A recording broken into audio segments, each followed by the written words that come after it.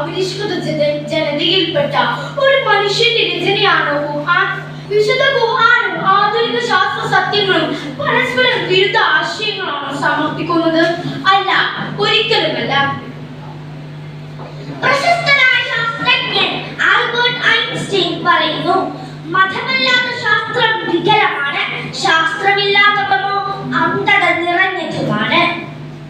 Remember, ഖുർആൻ ഒരു ശാസ്ത്ര ഗ്രന്ഥമല്ല, ഖുർആൻ ശരിയിലേക്കുള്ള സൂചകങ്ങളാണ്. ഖുർആൻ is not a science book, but it is science, S-I-G-N-S, science book. പ്രസിദ്ധമായ ചില ശാസ്ത്ര യാഥാർത്ഥ്യങ്ങൾ നമുക്ക് വിശകലനം ചെയ്യാം.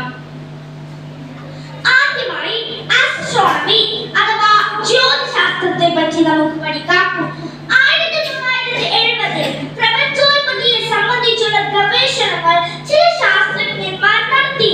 അതിലവർക്ക് നോബൽ പ്രൈസുകൾ ലഭ്യമാവുകയും ചെയ്തു. ഇതിനെ ബിഗ് ബാങ് തിയറി എന്നാണ് അറിയപ്പെടുന്നത്. ചന്ദ്രവും ഭൂമിയും വേർപെട്ട് നീ കാണുന്ന പ്രപഞ്ചം രൂപപ്പെട്ടു. ഇതിനെ സംബന്ധിച്ചുള്ള ഒരു ഖുർആനായിട്ട് നോക്കാം. ബിസ്മില്ലാഹിർ റഹ്മാനിർ റഹീം. أَوَلَمْ يَرَ الَّذِينَ كَفَرُوا أَنَّ السَّمَاوَاتِ وَالْأَرْضَ كَانَتَا رَتْقًا فَفَتَقْنَاهُمَا وَجَعَلْنَا مِنَ الْمَاءِ كُلَّ شَيْءٍ حَيٍّ أَفَلَا يُؤْمِنُونَ. ആകാശവും ഭൂമിയും പരസ്പരം ഒട്ടിച്ചേർന്നവയായിരുന്നു. എന്നിട്ട് നാം അവയെ വേർപെടുത്തി വെള്ളത്തിൽ നിന്ന് ജീവനുള്ള എല്ലാ വസ്തുക്കളെയും സൃഷ്ടിച്ചു. സത്യനിഷേധികളിൽ ഇതൊന്നും കാണുന്നില്ലേ? ഇങ്ങനെ അവർ വിശ്വസിക്കുന്നില്ലേ? സൂറ അംബിയായിൽ 30-ാമത്തെ ആയത്തിൽ പറയുന്നു. വെറും 50 വർഷങ്ങൾക്കപ്പുറം മാത്രം ശാസ്ത്രം കണ്ടെത്തിയ ബിഗ് ബാങ് തിയറിയുടെ സൂചനകൾ 1400 വർഷങ്ങൾക്ക് മുൻപ് തന്നെ ഖുർആൻ നൽകുന്നു. ഭൂമി പരന്നതോ? 15-ാം നൂറ്റാണ്ടിൽ ഭൂമി പരന്നതെന്നാണ് മനുഷ്യൻ വിശ്വസിച്ചിരുന്നത്. എന്നാൽ 7-ാം നൂറ്റാണ്ടിന്റെ തുടക്കത്തിൽ ഇറക്കപ്പെട്ട വിശുദ്ധ ഖുർആൻ ഭൂമിയുടെ ആകൃതിയെ പറ്റി സംസാരിച്ചിട്ടുണ്ടായിരുന്നു. അതിനെ സംബന്ധിച്ചുള്ള ഒരു ഖുർആനായിട്ട് നോക്കാം. അതിനുശേഷം ഭൂമിയെ വിസ്തൃതമാക്കി. സൂറ നാസിയാത്തിൽ 30-ാമത്തെ ആയത്തിൽ പറയുന്നു, ഇത് ദഹാഹ എന്നീ പദം ഭൂമിയുടെ ദീർഘവൃത്താകൃതിയിലുള്ള മാറ്റത്തെ പറയുന്നു. ഇത് ദഹാഹ എന്ന പദം ഒട്ടക പക്ഷിയുടെ മുട്ടയാണ് അറബിയിൽ പറയുന്നത്. അഥവാ അതിനൊരു ജിയോയിഡ് ഷേപ്പാണ്. അതാണ് നമ്മുടെ ഭൂമിക്കുള്ളത്. അഥവാ ഒട്ടക പക്ഷിയുടെ ഈ ദഹാഹ എന്ന പദം ഭൂമിയുടെ ആകൃതിയെ സൂചിപ്പിക്കാൻ ഏറ്റവും അനുയോജിതമായ പദമാണ്.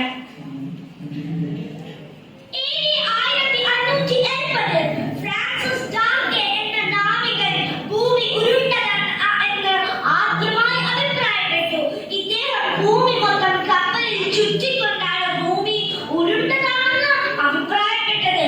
എന്നാൽ 1400 വർഷങ്ങൾക്ക് മുൻപ് തന്നെ ഖുർആൻ ഇതിന് സൂചന നൽകുന്നുണ്ടായിരുന്നു. അടുത്ത വിഷയത്തിലേക്ക് പോവാം. ചന്ദ്രൻ പ്രകാശിക്കുന്നുണ്ടോ? ശാസ്ത്രം മുമ്പ് എന്ത് പറഞ്ഞു, ഇപ്പോൾ എന്ത് പറയുന്നു? നാം കാണുന്ന ചന്ദ്രന്റെ പ്രകാശം വെറും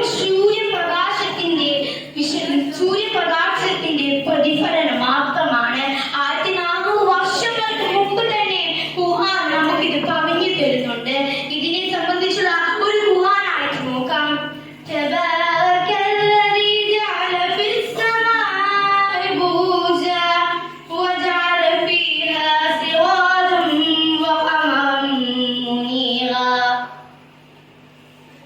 ആകാശത്ത് നക്ഷത്രപഥങ്ങൾ ഉണ്ടാക്കിയവൻ ഏറെ അനുഗ്രഹമുള്ളവൻ തന്നെ.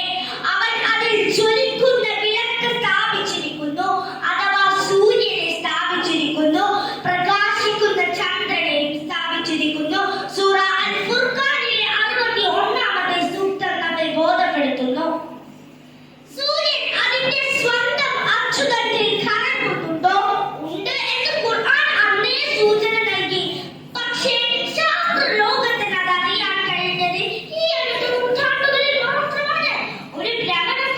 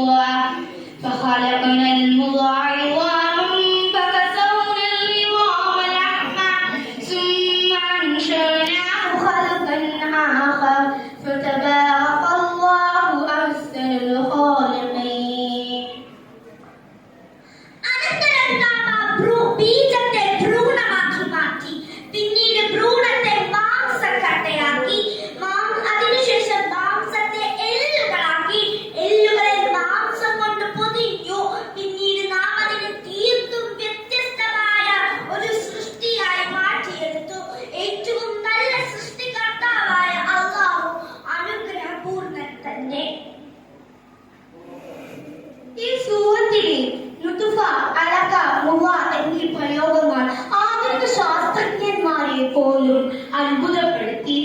17ാം നൂറ്റാണ്ടിൽ മൈക്രോസ്കോപ്പ് പോലെയുള്ള ഉപകരണങ്ങൾ കണ്ടെത്തിയത് ഭൂമിശാസ്ത്രം പോലെയുള്ള ശാസ്ത്രശാഖകൾ മനസ്സിലാക്കാൻ വേദിയൊരുക്കി.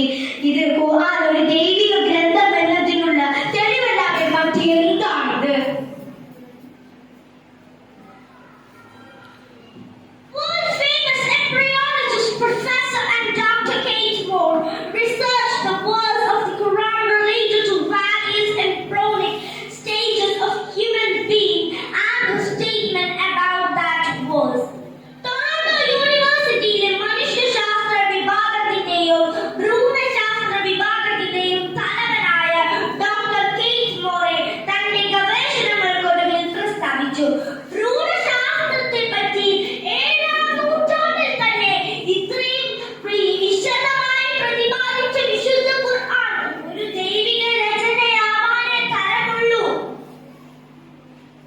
1973 ഡോക്ടർ മോറിസ് ബുക്ലി രചിച്ച the Bible, the Quran and science എന്ന പുസ്തകം ഈ വിഷയത്തെ വിശദമായി പ്രതിപാദിക്കുന്നുണ്ട്. ഇനി മനുഷ്യന്റെ തുടിപ്പിനെ കുറിച്ച് ഖുർആൻ എന്ത് പറയുന്നു എന്ന് നോക്കിയാലോ? وَجَعَلْنَا مِنَ الْمَاءِ كُلَّ شَيْءٍ حَيٍّ أَفَلَا يُؤْمِنُونَ. വെള്ളത്തിൽ നിന്ന് ജീവനുള്ള എല്ലാ വസ്തുക്കളെയും സൃഷ്ടിച്ചു. സത്യനിഷേധികൾ ഇതൊന്നും കാണുന്നില്ലേ? ഇങ്ങനെ അവർ വിശ്വസിക്കുന്നില്ലേ? സൂറ അംബിയാവിൽ 30ാമത്തെ ആയത്തിൽ പറയുന്നു, മരുഭൂവാസികളായ അറബികൾക്ക് ഇതിനെക്കുറിച്ച് വല്ലതും അറിയാമായിരുന്നു. ഇക്കഴിഞ്ഞ നൂറ്റാണ്ടിൽ ശാസ്ത്രലോകം മാത്രം മനസ്സിലാക്കി ഇക്കാര്യം 1400 വർഷങ്ങൾക്ക് മുമ്പ് തന്നെ ഖുർആൻ പ്രതിപാദിക്കുന്നുണ്ട്. ജീവകോശത്തിന്റെ 80% സൈറ്റോപ്ലാസ്മിക് ഫ്ലൂയിഡ് അഥവാ വെള്ളമാണ്. എല്ലാ ജീവികളുടെയും ശരീരഘടനയിൽ 50 മുതൽ 90% വരെ വെള്ളമാണ്. അന്യഗ്രഹങ്ങളിൽ ജീവന്റെ സാധ്യത അന്വേഷിക്കുമ്പോൾ ആദ്യം അന്വേഷിക്കുക ആ ഗ്രഹത്തിലെ വെള്ളത്തിന്റെ സാന്നിധ്യമാണെന്ന് നമുക്ക് അറിയാമല്ലോ. ശാസ്ത്രത്തെയും ഖുർആനെയും സംബന്ധിച്ച് താരതമ്യം ചെയ്തുകൊണ്ട് ഇനിയും ഏറെ നമുക്ക് സംസാരിക്കാറുണ്ട്. പക്ഷേ സമയ ദൗർലഭ്യം നമ്മെ അനുവദിക്കുന്നില്ല. ഖുർആനിലെ ഒരു ആയത്ത് കൂടി ഞങ്ങൾ ഇവിടെ വിശകലനം ചെയ്യുകയാണ്. أيحسب الإنسان أن لن نجمع عظامه മനുഷ്യൻ വിചാരിക്കുന്നു നമുക്ക് അവന്റെ എല്ലുകളെ ഒരുമിച്ച് കൂട്ടാനാകുമെന്ന്.